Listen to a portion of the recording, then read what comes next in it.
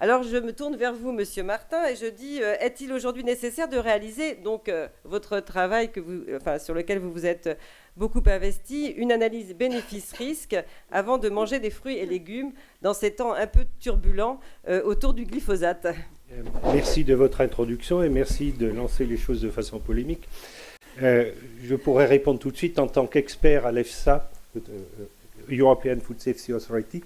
Depuis maintenant pratiquement une douzaine d'années, je suis parfaitement scandalisé par le comportement de nos politiques qui dénigrent systématiquement les résultats de l'EFSA qui ne vont pas dans leur sens ou dans le sens de leurs a priori. Pour moi, c'est un scandale totalement absolu. L'EFSA rend environ 1 millier d'avis par an sur un tas de substances dont on ne parle pas. Il y a un avis qui ne va pas dans le sens de ce que certaines associations militantes souhaitent, et là, l'EFSA est coupable de tous les maux et de tous les péchés.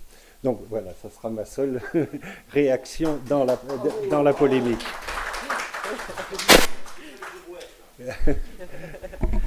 Donc voilà. Alors, faut-il faire une analyse bénéfice-risque des fruits et légumes ? Je n'ai pas très bien compris comment il fallait faire, donc voilà. D'abord, comment il se doit en France et partout ailleurs. Mes liens d'intérêt sont tous accessibles sur le site de l'EFSA, sur le site du ministère de la Santé, etc.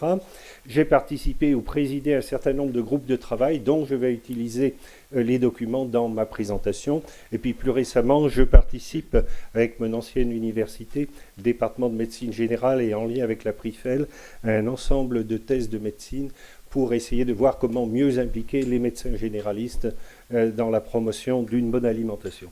Alors je vais parler de quelque chose de totalement illégal, puisque l'analyse bénéfice-risque n'existe pas dans le domaine alimentaire. Ce n'est pas qu'elle soit explicitement interdite, mais elle n'est pas présentée. Donc un aliment doit être sain, c'est la réglementation 178/2002, qui reprend bien sûr des choses antérieures. Elle doit être sain, à moins qu'on puisse montrer qu'elle... voilà. Le problème, c'est que la définition d'un aliment sain fait appel à des choses que les scientifiques sont incapables à l'heure actuelle de démontrer, puisque l'effet probable sur les générations actuelles, mais également sur la descendance, les effets cumulatifs à long terme, les populations parfaitement vulnérables, d'un point de vue scientifique, il y a énormément d'incertitudes. Évidemment, il est très facile de s'engouffrer dans ces incertitudes pour vendre toutes les peurs que vous voulez. Et évidemment, il y a un certain nombre de pressions médiatiques et militantes qui ne sont pas le sujet, donc je passe, pour dire que oui, pour les scientifiques, de toute façon, c'est présente un intérêt certain d'essayer de se lancer dans cette difficile question du rapport bénéfice-risque. Alors jusqu'à maintenant, la seule analyse bénéfice-risque qui a été faite avec une certaine officialité, à la demande de la Commission européenne et à l'EFSA, mais d'autres institutions l'avaient faite également, c'était la consommation de poissons. Alors le premier bénéfice des fruits et légumes est démontrable mathématiquement, et nous l'avions déjà fait à la fin du siècle dernier pour la révision des apports nutritionnels conseillés pour la population française. Les fruits et légumes sont indispensables pour atteindre les ANC au niveau de la population et couvrir les besoins en micronutriments indispensables. Et par exemple, ce travail de Nicole Darmon montrait que les Français devraient augmenter en moyenne leur consommation de fruits de 100 grammes et leur consommation de 60 grammes pour atteindre cette couverture des besoins. C'est après les fruits à coque et les céréales non raffinées, les fruits et légumes sont les catégories qu'on doit ajouter le plus souvent au répertoire alimentaire des Français pour leur permettre d'atteindre les besoins, la couverture des besoins dans ces micronutriments essentiels. Donc ça, c'est quelque chose de parfaitement démontrable, mais ce n'est que l'aspect bénéfice. Et donc, comment pourrait-on prendre en compte les risques ?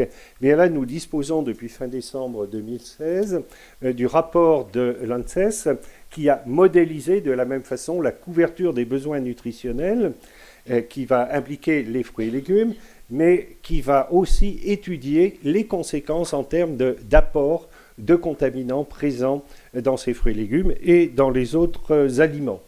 Donc cette modélisation pour respecter les contraintes nutritionnelles, les micronutriments essentiels, en permettant d'atteindre la référence nutritionnelle pour la population qui est la nouvelle terminologie adoptée depuis ces rapports de fin 2016, et on calcule a posteriori l'exposition aux différents contaminants réalisés par ces régimes optimisés pour le rapport nutritionnel. Donc on compare aux valeurs toxicologiques de référence qui sont, comme vous le savez, prises avec des marges de sécurité relativement importantes. Alors, le comité d'experts spécialisé nutrition humaine de l'ANSES a très clairement conclu la consommation moyenne actuelle du groupe fruits et légumes est insuffisante et devrait être considérablement augmentée en privilégiant les sous-groupes fruits frais et les sous-groupes légumes. Pour les pesticides, l'analyse a posteriori montre que le suivi de cette recommandation s'accompagne indubitablement d'une légère augmentation de l'exposition aux pesticides, mais que ceci ne permet pratiquement jamais de dépasser la valeur toxicologique de référence, à l'exception du lindane, mais il y a une très longue argumentation pour montrer que ce résultat, en quelque sorte mathématique, doit être relativisé. Donc on se dit, voilà quelque chose qui nous dit, apparemment l'analyse bénéfice-risque est positive. Mais pourquoi prendre de risques quand il s'agit de nutriments essentiels, vitamines et minéraux? On pourrait remplacer tout ça par des pilules. Est-ce que ça marcherait aussi bien? Donc la deuxième partie, c'est de regarder cette fois non plus les nutriments, mais les aliments et les liens entre les différentes catégories d'aliments et la santé. Et là, on dispose d'expertises internationales qui font autorité, par exemple, celle publiée en 2008 par le World Cancer Research Food, une expertise internationale portant sur plus de 22 000 références, avec une première version en 1997, réactualisée donc en 2008. On a un bénéfice probable en termes de prévention du cancer, d'un certain nombre de cancers, par la consommation de fruits et légumes. C'est ce que montrent ces différents blocs bleus en face de différents types de cancers. Alors, en 1997, c'était convaincant. La note a été dégradée en 2007 pour une raison relativement simple, c'est que faire des études contrôlées, randomisées en double aveugle avec la consommation de fruits et légumes, ce n'est pas possible. Or, actuellement, c'est l'étalon or de la preuve scientifique et donc on ne peut pas la faire. C'est simplement ce qui a dégradé la note. Mais sinon, voilà, ça marche. Et ce même document montrait que ça tombait très bien parce que ça permettait de prévenir d'autres maladies et qu'en outre, toutes les études de supplémentation qui essayaient d'extraire une vitamine, un minéral présent dans les fruits et légumes ne permettaient pas d'expliquer ce bénéfice. Donc les nutriments indispensables apportés par les fruits et légumes n'expliquent pas tout ce bénéfice en termes de cancer et d'autres maladies. C'était 2007. En 2015, l'Institut national du cancer a réactualisé cette analyse et je ne vais pas détailler ce tableau, retrouve exactement les mêmes choses. 7 ou 8 ans de recherche supplémentaires n'ont pas modifié le tableau, l'ont plutôt renforcé.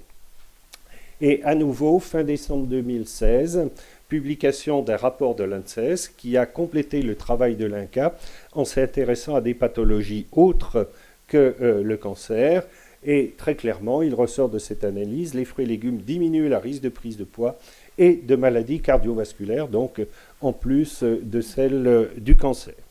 C'était décembre 2016, et bien février 2017, une très grande méta-analyse revient sur les liens de consommation de fruits et légumes et maladies cardiovasculaires. Et vous voyez, mortalité toute cause, AVC, cancer, maladies cardiovasculaires, il y a un bénéfice incontestable dans tous les domaines. Et puis encore plus récemment, fin août 2017, une très grande étude épidémiologique internationale dans 18 pays, des pays plutôt du Sud, donc un contexte différent, mais qui vient confirmer une fois de plus que quand on suit la mortalité et la morbidité, eh bien, le bénéfice apparaît.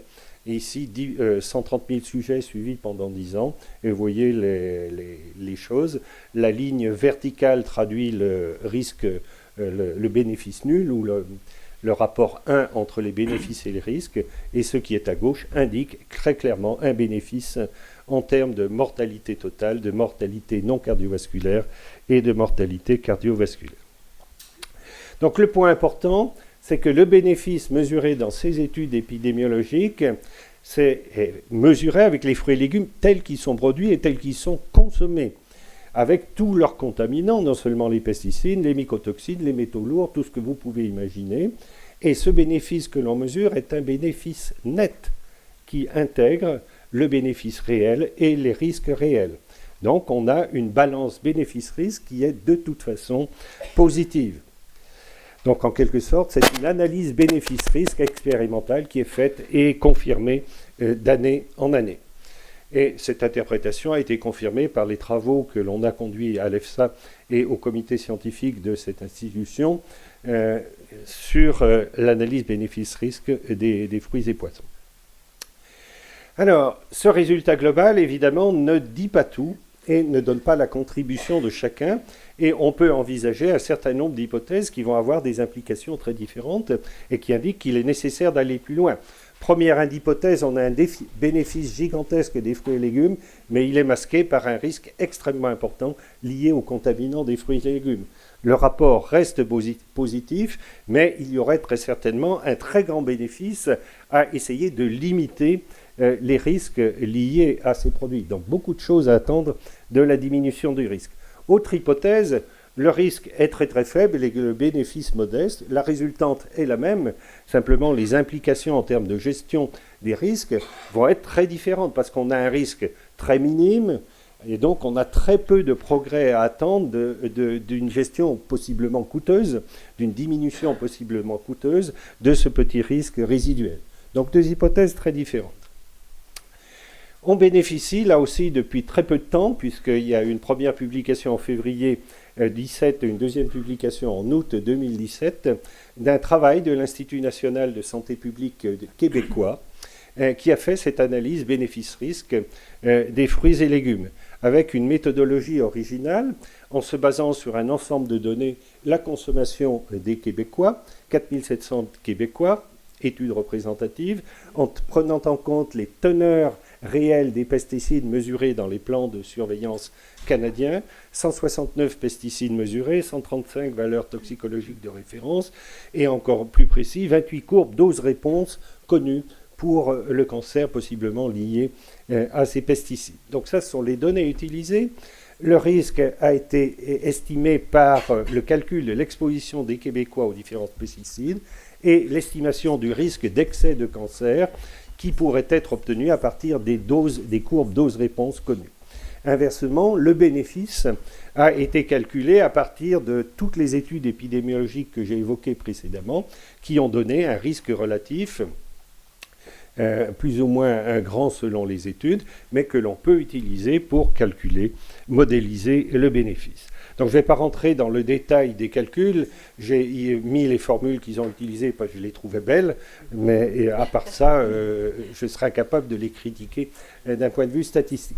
Le résultat, en tous les cas, là aussi, est très simple et sans appel. Pour chaque cancer en excès lié au risque, lié aux pesticides résiduels dans les aliments du Québec, ce qui en ferait 39 par an pour le Québec total, il y a 88 cancers évités liés à la consommation de fruits et légumes, qui est loin, là aussi au Québec, des 5 fruits et légumes recommandés. Donc il y aurait un bénéfice plus grand, certainement, avec un risque possiblement légèrement augmenté, si cette consommation était plus optimale. Alors il y a une très longue et très intéressante discussion. Bien sûr, il y a des incertitudes. Les courbes dose-réponse ne sont pas connues pour tous les pesticides étudiés. Il y a une sous-estimation du risque. Le bénéfice mesuré dans les études épidémiologiques, je vous l'ai dit, est un bénéfice net, intégrant les contaminants. Il y a donc une sous-estimation du bénéfice. Et en plus, dans le rapport bénéfice-risque, seul le cancer a été considéré. Donc à la fin, les auteurs concluent que ce rapport bénéfice-risque de 1 pour 88 est certainement sous-estimé. Mais qu'en tous les cas, l'intérêt de ce travail, c'est aussi de prioriser les pesticides sur lesquels il faudrait obtenir davantage de données et plus d'attention. Ce qui fait que la balance bénéfice-risque que je vous avais montrée pourrait être totalement différente au regard de ça.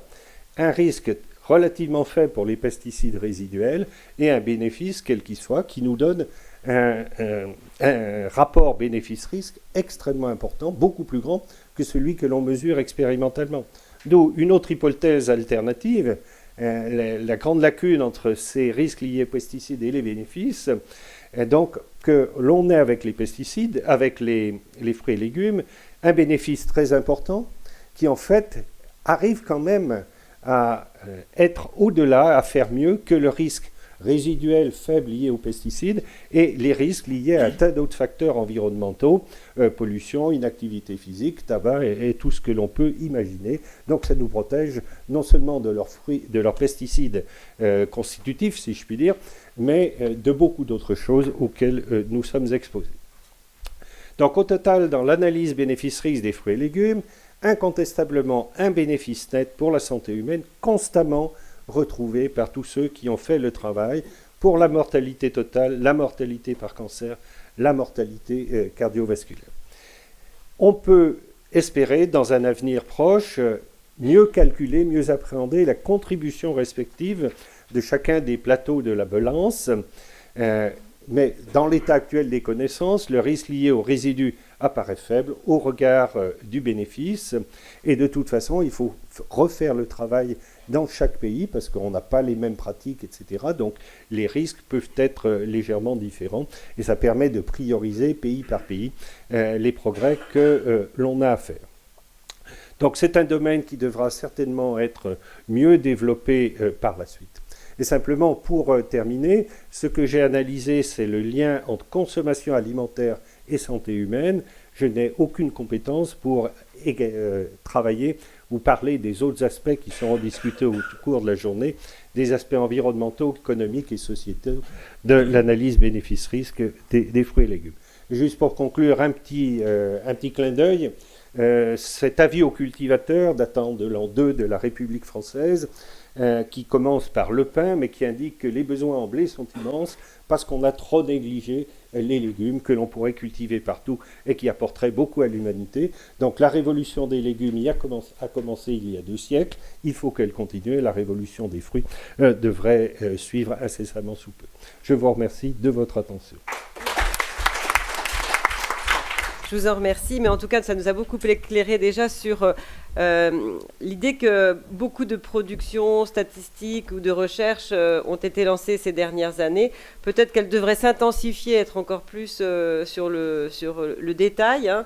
Mais en tout cas, ce bénéfice net qui résulte de ces travaux paraît effectivement très intéressant et nous en reparlerons tout à l'heure.